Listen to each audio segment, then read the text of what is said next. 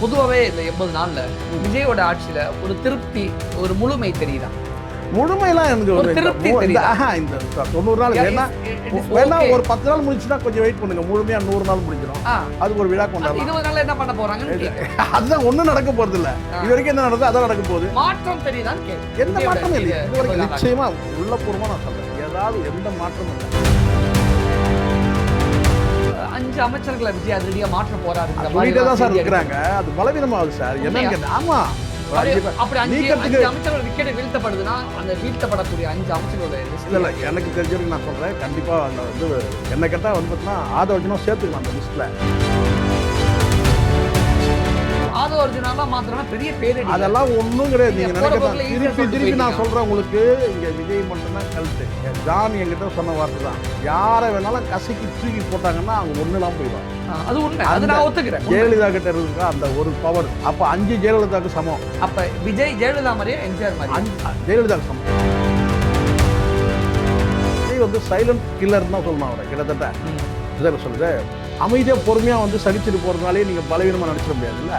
இப்ப அமைச்சர் பதவி போகும்போது தெரியும் சார் விஜய் வந்து சைலண்ட் கில்லர் வந்து கன்ஃபார்ம் ஆகும். ஒரு அமைச்சர் பேசுற பேச்சா இது மண்ணுக்குள்ள போய் ஜட்டியோட வந்து மண்ணுக்குள்ள போச்சு ஒரு பயமா இருக்குது. இந்த இது வரைக்கும் எனக்கு தெரிஞ்சு தமிழ்நாடு அரசியல்ல இப்படி ஒரு அமைச்சர் பேசி வந்து பாத்தீங்கன்னா ஆடி அடிக்க அது பெண் அமைச்சர். 2 அமைச்சர் கேட்டுட்டு கடைசியில் 1 தான் போடுவாங்க. அதுதான் சார். இன்னொரு அமைச்சர் கேட்கலான்ற என்ன எதனால 2 தான் கேட்டதாகவும் அதுதான் சார் விஜய் தரப்புல ஒத்துக்கிட்டதாகவும் ஆனா கொடுக்கப்பட்ட போது ஒரு அமைச்சர் தான். யாராவது அப்படி செய்வாங்களா நீங்களே சொல்லுங்க. ஏதாவது கொஞ்சமா லாஜிக் இருக்கும். 2 அமைச்சர் அவங்க கொடுக்குறேன்னா ஆனா எனக்கு வேணாம் ஒரு அமைச்சர் போதும் சொல்லி அவங்க வேண்டாம்னு சொல்லல. ஆனா ஃபைனல் நாள்ல கடைசி நேரத்துல விஜய் மனசை மாத்திக்கிட்டாரு. அப்படிலாம் கிடையாது. வழங்கப்பட்டது பார்த்தீங்கன்னா ஒருத்தர் கொடுக்கறதா தான் வழங்கப்பட்டது. வேற இலாகா வந்து எதிர்பார்த்தாங்க. ஆனா அவங்க என்ன செஞ்சாங்கன்னா அவங்க கிட்டே சாவியை கொடுத்துருங்க. எது சாவியை அவங்க கிட்ட கொடுத்துருங்க. ஏன்னா சமூக நீதி கொடுத்துருவாங்க.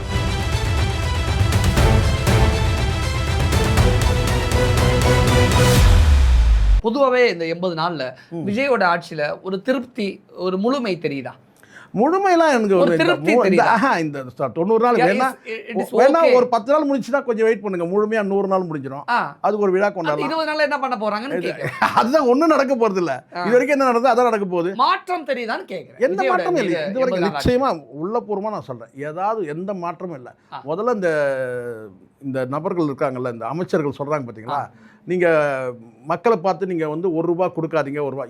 இது அத்தனையுமே வந்து பாத்தீங்கன்னா அதிகாரிகளை அசிங்கப்படுத்துறது. அதிகாரிகள் நீங்கள் அசிங்கப்படுத்துறீங்க. நீங்கள் உங்ககிட்ட இருக்க அதிகாரிகள் சார், நீங்கள் அதிகாரிகளுக்கு உத்தரவு போடுங்க. யாரும் லஞ்சம் வாங்க தொலைச்சிருவங்களை லஞ்சம் வாங்கினீங்கன்னா யாராவது ₹1 லஞ்சம் உங்களுக்கு அது சொல்ல தைரியம் கிடையாது. மக்கள்கிட்ட வந்து சொல்கிறீங்க யாரும் ₹1 கொடுக்க தேவை சார். ₹1 கொடுக்கலாம் வேலை நடக்காது. அதுக்கு என்ன பண்ணலாம் சொல்லுங்கள். நீங்கள் முதல்ல இந்த அமைச்சர்கள் இந்த பில்டப் அமைச்சர்கள் முதல்ல மாற்றிக்கணும். முதல்ல யாரும் ₹1 தராதிங்க. யாரும் ₹1 தராதிங்க. ஏன் அசிங்கமாக சொல்கிறதுக்கு உங்களுக்கு ₹1 அதிகாரிகள் யாரும் லஞ்சம் வாங்கக்கூடாது சொல்ல தைரியம் இருக்கா உங்களுக்கு? எந்த அதிகாரிகிட்ட வந்து பார்த்தீங்கன்னா வந்து தொலைச்சிருவங்களை வந்து பார்த்தீங்கன்னா வந்து யாராவது லஞ்சம் ஊழல் வாங்கினீங்கன்னா அப்படிலாம் நீங்கள் சொல்ல மாட்டேங்கிறாரு. அப்படி அது பலவீனம் சார். இது உங்களுக்கு புரியல. உங்களுக்கு நிர்வாகம் பண்ண தெரியாதுன்னு சொல்கிறது. இன்றைக்கி நான் பார்க்குறேன் வந்து கல்வி அமைச்சர் சொல்கிறாரு என்னன்னு கேட்டிங்கன்னா யாரும் ₹1 தர தேவையில்லை. யாரும் ₹1 நீங்கள் ஏன் சார் அப்படி சொல்கிறீங்க மக்கள்கிட்ட? ₹1 யாரும் வாங்க மாட்டாங்கன்னு உறுதியை கொடுங்க. நீங்கள் எந்த அதிகாரியும் ₹1 வந்து பார்த்தீங்கன்னா வாங்க மாட்டாங்க, நாங்கள் உறுதி தரோம் அப்படி சொல்வீங்களா? அதிகாரிகள் கேட்பாங்களா? நீங்கள் கொடுக்காதீங்க. சரி சார் நாங்கள் கொடுக்கல வேலை நடக்க மாட்டேங்க சார். அசிங்கமாக தெரிஞ்சிச்சுல்ல. ஒரு அம்மா பேசுகிறாங்க லட்டுன்னு பேசுகிறாங்க. இது இந்த லட்டுன்னு பேசுகிறாங்க சார். அந்த சங்கேத பாஷையில் பேசுகிறாங்க. அவங்கள இந்நேரம்லாம் அமைச்சர்கள் நீக்கியிருக்கோன்னா நீங்கள் தான் லஞ்சம் இல்லாத வந்து ஒரு அமைச்சரவை நிர்வாகம் பண்ணியிருக்கீங்களா? நீங்கள் 5 அமைச்சர்களை விஜய் அதிரடியாக மாற்ற போறாரு சொல்லிட்டே தான் சார் இருக்கிறாங்க. அது பலவீனமாகுது சார். என்னன்னு கேட்டேன். ஆமாம் அமைச்சர்கள் விக்கெட் வீழ்த்தப்படுதுன்னா அந்த வீழ்த்தப்படக்கூடிய 5 அமைச்சர்களோட லிஸ்ட் இல்லை எனக்கு தெரிஞ்ச வரைக்கும் நான் சொல்கிறேன். கண்டிப்பாக அதில் வந்து என்ன கேட்டால் வந்து பார்த்தீங்கன்னா ஆதவர்ஜுனா சேர்த்துக்கலாம் அந்த லிஸ்ட்டில். கீர்த்தனான ஒரு அமைச்சர். அதுக்கப்புறம் இந்த பவுடர் வந்து பவுடர் பண்ணார்ல, மாத்திரை பவுடர் ஆக்கினார்ல, குழந்தைக்கு வந்து மாத்திரை கொடுத்தவர் அமைச்சர் 2 பேர் இருக்கிறாங்க. அதுக்கப்புறம் இந்த போய் வந்து இப்போ வந்து ஜெகதீஷ் ஒரு அமைச்சர். அந்த கண்டிப்பாக வச்சுக்கலாம். ஆதவர்ஜுனா கண்டிப்பாக சேர்த்துக்கலாம். அந்த ரமேஷ்ன்ற அமைச்சரை சேர்த்துக்கலாம். கண்டிப்பாக இல்லை அவருக்கு கவனக்குறைவு தானே சார். இங்கே நம்ம இப்போ நான் எல்லாரும் சொன்ன மாதிரி நான் சொல்ல மாட்டேன். ஒரு அமைச்சர் வந்து கூடுதலா சேர்த்துக்கலாம்னு சொன்னீங்க. கண்டிப்பா அவரால தான் இவ்வளவு பிரச்சனை. யாரு ஆதவர்ஜுனா சேர்த்தா இன்னொரு அமைச்சர் யார் தெரியும் நீங்கள் இப்போ சமீபத்தில் போய் தியேட்டரில் போய் வந்து ஒப்பாரி வச்சாங்கல்ல பர்வேஸ். ஆமாம், அவங்களோட சேர்த்துங்க. ஓகே 6 பேர். இவங்கெல்லாம் வந்து பார்த்தீங்கன்னா வந்து நீங்கள் புஷியானந்தெலாம் சேர்க்காதீங்க, இன்னும் புஷியானந்தெலாம் அந்த லிஸ்ட்டில் வரல. ஆனால் இவங்களால வந்து பார்த்தீங்கன்னா வந்து ஒரு சிக்கல் உருவாகிட்டு இருக்குதுல்ல, ஏதோ ஒரு பேசும்போது ஏதோ ஒரு பிரச்சனையை உருவாக்குற இடத்துல தானே இருக்கிறாங்க. அதில் இன்னும் கூட சொல்கிறாங்க சார், அந்த கீர்த்தனாவும் இவரும் வந்து பார்த்தீங்கன்னா வந்து ஃபாரின் போயிட்டு வந்தாங்கல்ல, அனுமதி இல்லாமல் போயிட்டு வந்தாங்கன்னு சொல்கிறாங்க. அதுவே வந்து பார்த்தீங்கன்னா சென்ட்ரல் கவர்மெண்ட் லெட்டர் அமைச்சிருக்கு இவங்களுக்கு, அதுக்கான விளக்கம் கேட்டுலாம் சொல்கிறாங்க. ஆனால் நீக்கக்கூடிய பட்டியலில் வந்து பார்த்தீங்கன்னா வந்து ஒரு வேளை வந்து கல்வி அமைச்சரும் இருக்கிறாரா? இருக்கலாம். ஏன்னா டெல்லியிலேருந்து ஒரு தாக்கீது வந்து இருக்குல்ல சார். பொதுவாக வந்து சென்ட்ரல் கவர்மெண்ட் எம்ப்ளாயிஸ் வந்து எக்ஸ் இந்தியா போனாங்கன்னா அவங்க அதுக்கான வந்து பார்த்தீங்கன்னா வழிமுறைகள் ரூல்ஸ் எல்லாம் இருக்குது. எதையுமே வந்து இவங்க ஃபாலோ பண்ணாமல் போயிட்டு வந்தாங்கன்றாங்க. ஒரு ப்ரைவேட் ராஜ்மோகன் விஜய் விட்டு கொடுத்துட மாட்டார்ல. விட்டு கொடுக்கறதான் கிடையாது இல்லை, இங்கே வந்து சட்டம் தானே முக்கியம். விட்டு கொடுக்க தான் முக்கியம். நான் அப்படி பார்த்தா செந்தில் பாலாஜி கொடுத்தா விட்டு கொடுக்கல. எவ்வளோ நாள் வந்து முரண்டு பிடிச்சாங்க தெரியும்ல அமைச்சரவை பதவி. அதனால அசிங்கம் தானே ஆச்சு. ஒரு அமைச்சர் வந்து ஜெயிலில் இருந்தார். இப்போ அதே மாதிரி ராஜ்மோகனை விஜய் விட்டு கொடுக்கலாம் கிடையாது சார். சென்ட்ரல் கவர்மெண்ட் அப்படி கிடையாது சார். அப்படி ஒரு மோதல் பக்கம் வந்து பண்ணுவாங்க. இவர் ராஜ்மோகனை நம்பி கிடையாது சார். விஜய் யார் நம்பி கிடையாது சார். முதல்ல அது புரிஞ்சுங்க. நீங்கள் விஜய் யாரும் நம்பி கிடையாது, ராஜ்மோகன் நம்பி கிடையாது. ஆனா ராஜ்மோகனுடைய அதீத அன்பை பெற்றவர், அன்பு அரசியல் பெற்றவர் அப்படி கிடையாது சார். கட்சி பொறுப்பு கொடுத்து அனுப்பிடுவாங்க சார். அப்படி பார்த்தா என்ன சார் நீங்க அப்படி பேசுறீங்க? திமுக கடந்த காலத்துல எடுத்துக்க 7 அமைச்சர்கள்ல விஜய் மாற்ற போகிறார். இருக்கலாம் 7 அமைச்சர் நிச்சயமா மாத்தலாம். ஆதவ அர்ஜுனாலாம் மாத்தறனா பெரிய பேரடி. அதெல்லாம் ஒண்ணும் கிடையாது. நீங்க நினைக்கிறீங்க திருப்பி நான் சொல்றேன் உங்களுக்கு, இங்க விஜய் மட்டும் தான் கல்ட்டு. ஜான் என்கிட்ட சொன்ன வார்த்தை தான், யாரை வேணாலும் கசக்கி தூக்கி போட்டாங்கன்னா அவங்க ஒண்ணுலாம் போயிடுவாங்க. அது உண்மை, அது நான் ஒத்துக்கிறேன். ஜெயலலிதா கிட்ட இருக்கிற அந்த ஒரு பவர் அப்ப 5 ஜெயலலிதாவுக்கு சமம். அப்ப விஜய் ஜெயலலிதா மாதிரியே எம்ஜிஆர் மாதிரி 5 ஜெயலலிதாவுக்கு சமம். எம்ஜிஆர்லாம் அப்படி கிடையாது. எம்ஜிஆர் நீக்கிற அளவுக்குள்ள எம்ஜிஆர் வந்து பார்த்தீங்கன்னா அங்கே வந்து ஒரு நீக்கு போக்கான அரசியல் வச்சுருந்தாரு. கொஞ்சம் மிரட்டில் ஒரு பயத்தில் வச்சுருந்தாரு. ராமவரம் தோட்டத்தில் வந்து கூட்டு வச்சு வந்து பார்த்தீங்கன்னா விருந்து கொடுக்குற இடத்துல அவர் இருந்தார். ஆனால் இவங்க விருந்தெல்லாம் கொடுக்குறவங்க கிடையாது. உடனே மருந்து தான், பதவி நீக்கன்ற மருந்து தான். அந்த வகையில் வந்து அந்த மாதிரி வச்சுருந்தாங்க. கசைக்கு தூக்கி போட்டால் முடிஞ்சு போச்சு. அடுத்தது நீங்கள் வேறு ஒரு கட்சிக்கு தான் போகணும். அப்படி இருந்தது. ஆனால் இந்த இடத்துல வந்து பார்த்தீங்கன்னா இப்போ விஜய் வந்து மெல்ல மெல்ல ஸ்ட்ராங்காக உறுதியாக்கிட்டு வராரு. பேஸ் இப்போ தான் வந்து அவருக்கே இப்போ தான் புரிதல் வருது. ஓ, இந்த அதிகாரத்தில் வந்து உட்காந்தா இவ்வளோ சிக்கல் இருக்கா, இங்கே வந்து எதிர்க்கட்சிகள் கொடுக்குற நெருக்கடி கூட சமாளிக்கலாம் போல இருக்கா, இந்த கூட இருக்கிறவங்க தினம் ஒரு கதையை கொண்டு வரான், இவங்களை வச்சுக்கிட்டு நம்மளால ஒன்றும் முடியல. இந்த 7 அமைச்சர் லிஸ்ட் சொன்னீங்களே, எந்த அமைச்சரை பார்த்து விஜய் ரொம்ப உச்சபட்ச டென்ஷன் ஆனாரு? இல்லை, எனக்கு தெரிஞ்சது என்ன, கீர்த்தனா தான் நினைக்கிறேன். கீர்த்தனா? ஆமாம் ஆமாம். ஸ்கூல் மேட்டரா? அந்த ஸ்கூல் மேட்டரில் தான் வந்து பார்த்தீங்கன்னா போயிட்டு அந்த மாதிரி நடந்துக்கிட்டு அவங்க உள்ளபடியே வந்து அவர் வந்து, ஏன்னா பெண்கள் கிட்ட வந்து ஓட்டு போகுதில்ல சார் உங்களுக்கு, பெண்கள் கிட்ட எதிர்ப்பு ஆகுது இல்லை. ஒரு பெண் அமைச்சர் ஒரு பெண் மாணவியே போயிட்டு பண்ணதுன்னு கேட்டால் உங்களுக்கு ரெண்டாவது உங்கள் துறை சார்ந்திருந்தாலும் சொல்லலாம். உனக்கு இங்கிலீஷ் தெரியுங்கிறதுக்காக இல்லை சார், அது உங்களுக்கு இங்கிலீஷ் தெரியுது தெரியல, உங்களுக்கு அங்க என்ன வேலை? உங்க துறையும் கிடையாது, அவங்க டிபார்ட்மெண்ட்டும் கிடையாது. அப்போ அங்க போய் பேசும்போது உள்ளபடியே வந்து டென்ஷன் ஆனது ராஜ்மோகன் தானா? ஆமா, டென்ஷன் ராஜ்மோகன் இல்ல, அவர் டிபார்ட்மெண்ட். அவர் இல்ல சார். இப்போ இந்த டென்ஷன் ஆனது கேட்டீங்கன்னா வந்து உள்ளபடியே வந்து விஜய் தான் டென்ஷன். விஜய் தான் டென்ஷன். ஏன்னா அந்த அளவில் வந்து பார்த்தீங்கன்னா ஆதவர்ஜுனா சிக்கலாச்சு. இந்த கீர்த்தனா வந்து தயாரானது ஆதவர்ஜுனோட ரெக்கமெண்டேஷன். அந்த ஸ்கூல் இருக்குல்ல, அது அந்த வாய்ஸ் ஆஃப் காமன் ஒன்று பள்ளிக்கூடம் இருக்குல்ல, அந்த பள்ளிக்கூடத்தில் படித்தவங்க தான் இவங்க. அப்போ அது வந்து பார்த்தீங்கன்னா விஜய்க்கு வந்து தேவையில்லாமல் நெருக்கு. விஜய் வந்து சைலண்ட் கில்லர்னு தான் சொல்லணும் அவரை. கிட்டத்தட்ட சார் சொல்லுது, அமைதியாக பொறுமையாக வந்து சகிச்சுட்டு போகிறதுனாலே நீங்கள் பலவீனமாக நினச்சிட முடியாதுல்ல. இப்போ அமைச்சர் பதவி போகும்போது தெரியும் சார், விஜய் வந்து சைலண்ட் கில்லர்ன்றது கன்ஃபார்ம் ஆகும். நீங்கள் பொறுமையாக போகிறாருன்றதுனால அதை பலவீனமாக எடுத்துக்கூடாது இல்லை. அமைதியாக இருக்கிறாருங்க, எல்லாத்தையும் சிரிச்சுக்கிட்டே போயிடாருங்க ஆனால் உள்ளுக்குள்ளே வந்து வச்சு செயல்படக்கூடியவர் தான். வெளியில் பேசலாம், டிரான்ஸ்பரன்சி அது இதுன்னு பேசலாம், ஆனால் உள்ளபடியே சிக்கல் இன்றைக்கி எடுத்துங்க, வெளிப்படையாக பேசுங்க. இன்றைக்கி எதிர்கட்சிகள் கூட நெருக்கடி அந்த அளவுக்கு வந்து அதை சமாளிக்கிறாங்க. எதிர்கட்சிகள் வந்து சமாளிக்க முடியுது. ஆனால் வந்து தோழமை கட்சிகள் கூட பார்த்தீங்கன்னா உரசல் இருந்தால் கூட பார்த்தீங்கன்னா அது ஒன்றும் வந்து அதை நீக்க போக்காக அந்த ஹேண்டில் பண்ணுறாங்கன்னு வச்சுங்களேன். உள்ளங்கைக்குள்ளே வச்சுருக்கிறாங்க தோழமை கட்சிகள் கூட. அது கம்யூனிஸ்டாக இருக்கும், விசிகாக இருக்கட்டும், எது வேணா இருக்கட்டும், காங்கிரஸாக இருக்கட்டும், டெல்லி அரசியல் கூட சமாளிக்க முடியுது. ஆனால் அந்த அமைச்சர்கள் பண்ணக்கூடிய அந்த அட்டகாசம் இருக்குது பாருங்கள், அதுதான் உள்ளபடியே வந்து பார்த்தீங்கன்னா விஜய் உச்சகட்ட டென்ஷன் ஆனது அதுதான். ஏன்னா உங்களுக்கு வந்து ஒரு மிஸ்டர் கிளீன்ன்றது அடி வாங்குதில்ல சார். நீங்கள் ஒரு அமைச்சர் பேசுகிற பேச்சா அது மண்ணுக்குள்ளே போய் ஜட்டியோட வந்து மண்ணுக்குள்ளே போச்சுன்னு ஒரு பயமாக இருக்குது. இந்த யாரும் இது வரைக்கும் எனக்கு தெரிஞ்சு தமிழ்நாடு அரசியலில் இப்படி ஒரு அமைச்சர் ஒரு பேசி வந்து பார்த்தீங்கன்னா ஆடியோ, அது பெண் அமைச்சர். ஆனால் இன்னைக்கு அது ஏஐ வாய்ஸ், என் வாய்ஸ்லன்னு சமாளிக்கலாம். அதெல்லாம் சும்மா சார், இதெல்லாம் ஏஐலாம் சும்மா அப்படி சொல்லி ஜெகதீஷோட பதவி பறிக்க போவதற்கு காரணம் இந்த பேச்சா அல்லது ஏற்கனவே இந்த கலெக்டரை கூப்பிட்டு வான் பண்ண இது இல்லை சார். அவங்க என்ன காரணம் பாருங்களேன், ஒரு அமைச்சர் பதவியிலேருந்து ஒருத்தர் நீக்கிறாங்க சொன்னால் வேற இன்னொரு இடத்துலேருந்து ஒரு ப்ரெஷர் வருதுன்னு வச்சுங்க, அதை வந்து பார்த்தீங்கன்னா கொஞ்சம் சமாளிப்பு. நீங்கள் சொன்ன மாதிரி சென்ட்ரல் கவர்மெண்ட்லேருந்து ஒரு தாக்கீது வருதுன்னு சொன்னால் அதை கொஞ்சம் கடிதங்கள் அனுப்பி சமாதானம் நடத்துகிற வாய்ப்பு இருக்குது. டைரெக்டாக மக்கள் அஃபெக்ட் ஆகிறாங்கன்னு வச்சுங்க, மக்கள்கிட்ட போயிடுது. இதனால் வந்து பார்த்தீங்கன்னா இருக்கிற மக்கள்கிட்ட ஒரு வெறுப்புணர்வு வருது. நம்ம இன்னும் உள்ளாட்சி தேர்தல் சந்திக்கணும், வந்து பாராளுமன்ற தேர்தல் சந்திக்கணும், இந்த ஒரு நபரால் நமக்கு இவ்வளோ பிரச்சனையாக இருக்குன்னு சொல்லி கேட்டால் அவங்கள போட்டு தள்ளிட்டு வேறு வழி கிடையாது. ஒருத்தர்னா அமைச்சர், ஆமாம் வேறு வழி என்னன்னா உள்ளபடி அவருடைய இருப்புக்கு அங்கே பிரச்சனை வருது இல்லை. இப்போது அரசு நிர்வாகத்தில் பிரச்சனை இருக்குது, அப்போது ஒரு அதிகாரியை மாற்றலாம். வந்து அமைச்சருக்கு கோஆப்ரேட் பண்ணுறதில்ல இந்த அதிகாரி, அவனை மாற்றுப்பா, அவள் சூட்டபிளான ஆளை போட்டுங்க அப்படி சொல்லலாம்.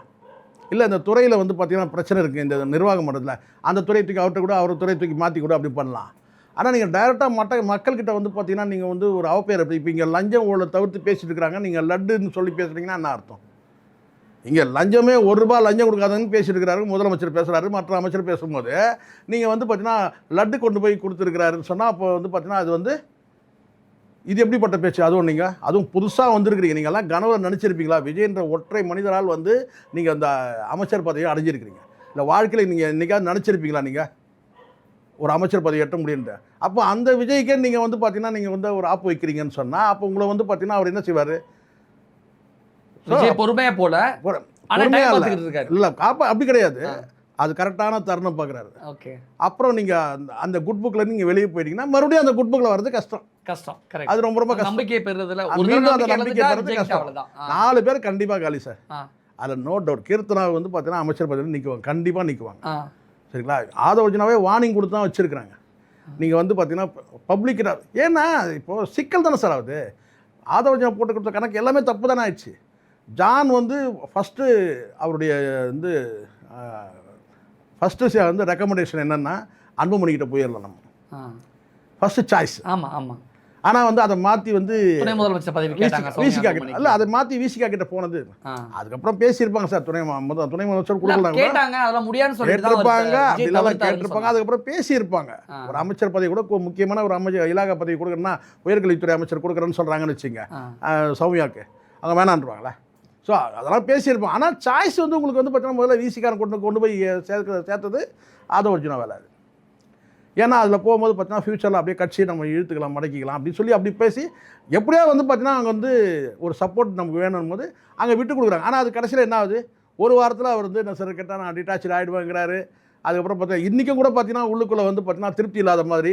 அடுத்து வந்து அங்கேயே அவங்க டெப்டி சிஎம் வரைக்கும் கேட்டாங்களா, அப்போ நம்ம டெப்டி சிஎம்னா நமக்கு வேறு ஒரு இலாகா கேட்கலாம், இல்லை இன்னொரு அமைச்சர் பற்றி கேட்கலான்ற அந்த எண்ணம் வந்து விசிகாக்கு வரதுக்கு காரணம் என்ன? 2 அமைச்சர் கேட்டுட்டு இப்போ கடைசியில் 1 தான் மூடுவாங்க. அதுதான் சார், இன்னொரு அமைச்சர் கேட்கலான்ற எண்ணம் எதனால? 2 தான் கேட்டதாகவும், அதுதான் சார் விஜய் தரப்புல ஒத்துக்கிட்டதாகவும், ஆனால் கொடுக்கப்பட்ட போது ஒரு அமைச்சர் தான்.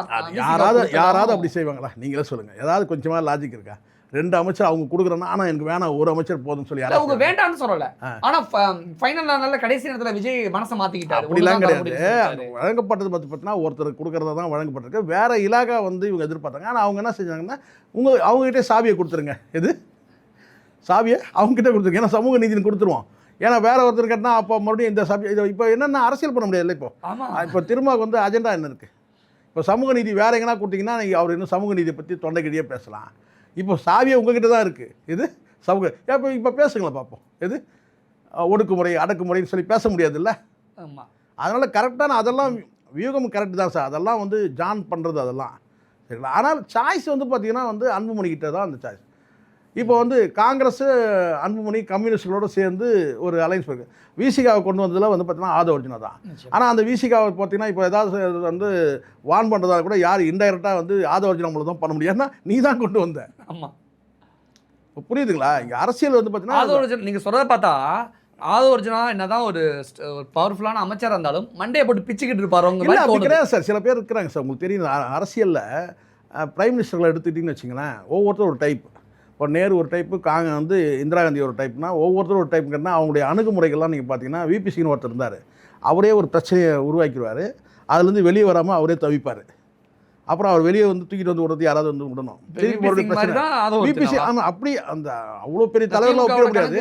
அப்படி கிடையாது. இவங்களே ஒரு சிக்கலை, அதாவது சிக்கலே இல்லாத போது ஒரு சிக்கலை உருவாக்குவாங்க சார். சில பேர் திமுக ஒரு கணக்கு தீர்க்க வேண்டியிருக்கு. அதை தான் சார் நான் சொல்கிறேன். அது மாதிரி நிறைய இருக்குது சார். பேச விட்டிங்கன்னா இன்னும் நிறைய சிக்கல் வரும். ஏன் ஆட்சியை கழுக்கிற அளவுக்கு சிக்கல் கொடுத்துருவாரு. காரணம் என்னென்னா, அந்த எமோஷனல் ஆகும்போது தன்னை மறந்துற சில நபர்கள் இருப்பாங்க. எமோஷனலாக பேசுகிறாங்கல்ல, அரசியலை என்ன பேசணும்னு தெரியாமல் பேச, அப்படி கிடையாது. என்ன பேசணும் கிடையாது சார். எமோஷனல் ஆகும்போது தன்னை மறந்துடுறது, தன் வாயிலேருந்து வரக்கூடிய வார்த்தை என்னன்றது மறந்துடுது. அந்த மாதிரி நபர்கள் வந்து பார்த்திங்கன்னா ஆட்சி நிர்வாகத்துக்கு சரியான நபர்களாக இருக்க மாட்டாங்க. தனக்கு ஒரு பிரச்சனை இருக்குது, அந்த பிரச்சனையை வந்து எப்படி மீள்றதுன்றத வந்து ஒரு நீக்கப்போக்கா சில பேர் பேசுவாங்க. அவங்கள கொஞ்சம் அறிவாளின்னு கூட எடுத்துக்கலாம் நம்ம. அதை எப்படி பாருங்கள், அவர் மேலே வர டேமேஜ் அடிக்க. இவங்க அப்படி கிடையாது சார். இவங்க மேலே டேமேஜ் வரதை பற்றி கூட யோசிக்க மாட்டாங்க, எக்கத்தப்பாக பேசிடுவாங்க. அப்படி தானே சார் ஏற்கனவே உங்களுக்கு வந்து பார்த்தீங்கன்னா வந்து நேபாள் ஸ்ரீலங்காவில் நடந்த மாதிரி புரட்சி வெடிக்கணும்னு சொல்லி பேசி அதுக்கப்புறம் அது உங்களுக்கு தெரியும்னு நினைக்கிறேன். அப்போ அன்றைக்கி நீங்கள் அமைச்சர் இல்லை, அதே கதை தானே வந்து இங்கே வந்து பேசுனீங்க. நீங்கள் கரூரில் வந்து பார்த்த சம்பவம் சிபிஐயில் வழக்கு இருக்கும்போது நான் கணக்கு திக்கணும், ஒரு கணக்கு இருக்குது. இதெல்லாம் வந்து அதீதமான வந்து தன்னை ஹீரோயிசமாக காட்டிக்கிறதுக்காக பேசுகிறது, தன்னை இரண்டாவது நபராக காட்டிக்கணுன்றதுக்காக பேசுகிறது ரொம்ப சிறப்பாக. ஏன்னா இங்கே சில பேர் இருக்கிறாங்கல்ல, இங்கே கூட இருக்கிற நபர்கள், இந்த மேடையில் பேசுகிறவர்கள், எனக்கு பிறகு அண்ணன் வந்து வீர முழக்கமிட வருகிறார் அப்படின்னு சொன்னவனுக்குன்னா அங்கே ஒரு அப்படின்னு சொல்லி போய் நின்று ஏக்கத்தப்பாக பேசுறது. ஆனால் விஜய் இதெல்லாம் நோட் பண்ணிக்கிட்டு தான் இருக்காரு சார். கண்டிப்பாக அவர் நோட் பண்ணி சொல்லுவாங்களே சார். அங்கே உளவுத்துறை அந்த வேலை தானே செய்வாங்க. முதலமைச்சருக்கு முழு வந்து செய்திகளும் கொண்டு போய் சேர்க்கறது தானே அவங்களுடைய வேலையை. அந்த வேலையை செய்வாங்க. ஐயோ இவர் ஆதவர்ஜினா அதனால அப்படி சொல்ல முடியாதுல்ல. அதை தாண்டி வந்து செய்தி இன்றைக்கி எல்லாமே ஊடகங்களை வெளிச்சமாக தெரியுதுல்ல சார். ஆதவர்ஜினா என்ன பேசினாருன்னா இதாங்க பேசியிருக்காருன்னு. அப்போது ஆதவர்ஜினா வந்து பார்த்தீங்கன்னா நீங்கள் வந்து இந்த ப்ரெஸ் மீட் பண்ணுறது, இந்த மாதிரி கூட்டங்களில் பேசுகிறத நீங்கள் அவாய்ட் பண்ணீங்கன்னு சொல்லி மட்டம் தட்டி, அது நல்லது. அது கட்சி நிர்வாகத்துக்கு நல்லது, அரசு நிர்வாகத்துக்கும் கட்சி நிர்வாகத்துக்கும் நல்ல முடிவு தான் அது. இப்போது நிர்மல்குமார்ட்ட கொடுத்துருக்காங்க. நிர்மல்குமார் வந்து எமோஷனலாகி பேசக்கூடிய கிடையாது. நீங்கள் பேசக்கூடிய வார்த்தையே ஒன்று இருக்குது சார். அதை வந்து பார்த்தீங்கன்னா வந்து முட்டாள்னு பேசுறதுக்கும் அறிவில்லாதவரும் பேசுறதுக்கும் வித்தியாசம் இருக்குல்ல. ஆதவர்ஜினா முட்டாள்னு பேசுகிறவர், இவர் வந்து அறிவில்லாமல் பேசுகிறாங்கன்னு சொல்கிறவர். அப்போ ரெண்டுத்துக்கும் வந்து ஒரு பொருள் இருக்குல்ல. பொருள் வந்து ஒன்று தான், ஆனால் அந்த பேசக்கூடிய அந்த மாடுலேஷன் வந்து வார்த்தை ஜாலம் இருக்குல்ல, அதில் வந்து பார்த்தீங்கன்னா வந்து ஆதவர்ஜினா வந்து பார்த்தீங்கன்னா மட்டம் தட்டி தான் வச்சுருக்கிறாரு. அதனால் வந்து இல்லை அவர் பேசியிருந்தால் பிரச்சனை ஒன்றும் கிடையாது, அவர் பதவி போயிருக்கும். ஏன்னா இப்போ எல்லாருக்கும் அந்த ஒரு கிளி இருக்குது, அமைச்சர்கள் அத்தனை பேருக்குமே வந்து ஒரு கிளி இருக்குது. ஒரு 3 பேர் 4 பேர் நீக்கினார்னு வச்சுங்களேன், அடுத்து ரொம்ப இருக்கிறவங்க வந்து பார்த்தீங்கன்னா செம்மையாக செயல்படுவாங்க. அதுதான் இருக்குது. அதிகாரிகள் வந்து கோஆப்ரேட் பண்ணலன்னு சொன்னால் நீங்கள் அதிகாரிகள்கிட்ட நீங்கள் வந்து பார்த்தீங்கன்னா உங்களுடைய இயலாமையை வெளிச்சம் போட்டு காட்டுறீங்க. ஏதோ ஒரு வகையில் அமைச்சர் பதவி உட்காந்துட்டோம், அடுத்ததுக்கு வருமானத்துக்கு என்ன வழின்னு சொல்லிட்டு நீங்கள் உள்ளுக்குள்ளே தேடலாம் நீங்கள். ஆனால் ஊழலற்ற அரசுன்னு சொல்லி ஒரு சர்டிஃபிகேட், ஒரு என்ன சொல்ல, ஒரு உத்தரவாதம் இருக்குது பொதுமக்கள்கிட்டே இருக்குது. நீங்களே பல முறை சொல்கிறீங்க ₹1 லஞ்சம் கிடையாதுன்னு சொல்லிட்டு. அப்போ இந்த இடத்துல வந்து பார்த்திங்கன்னா நீங்கள் வந்து ஏதாவது பெறக்கூடிய இடத்துல நீங்கள் போயிட்டீங்கன்னா அது வெளிச்சமாயிடும். அப்போ அதிகாரிகள் நினைப்பாங்கல்ல, வந்திருக்கிறவரும் சாதாரண ஆள் கிடையாதுங்க, இதில் என்ன வருமானம் இருக்குது அதில் என்ன வருமானம் இருக்குன்னு சொல்லி வந்து கேட்குறாருங்க அப்படின்னு பார்த்தா உங்கள் வீக்னஸ் அங்கே போகுது இல்லை. அப்போ அதிகாரிகள் அதிகாரிகளை நீங்கள் கண்ணில் விரல விட்டு ஆட்டுற மாதிரி இருக்கணும் அங்கே. ஆனால் உங்கள் நிலைமை அப்படி கிடையாது, உங்கள் விரல விட்டு ஆட்டுற மாதிரி தான் நீங்கள் நடந்துக்கிறீங்க. அதனால தான் வீக்னஸே அங்கே இருக்கிற. பெட்டரான அமைச்சர் அப்படின்னு சொன்னால் இந்த அமைச்சர் இல்லை, ஒரே ஒருத்தர் விஜய் மட்டும்தான்.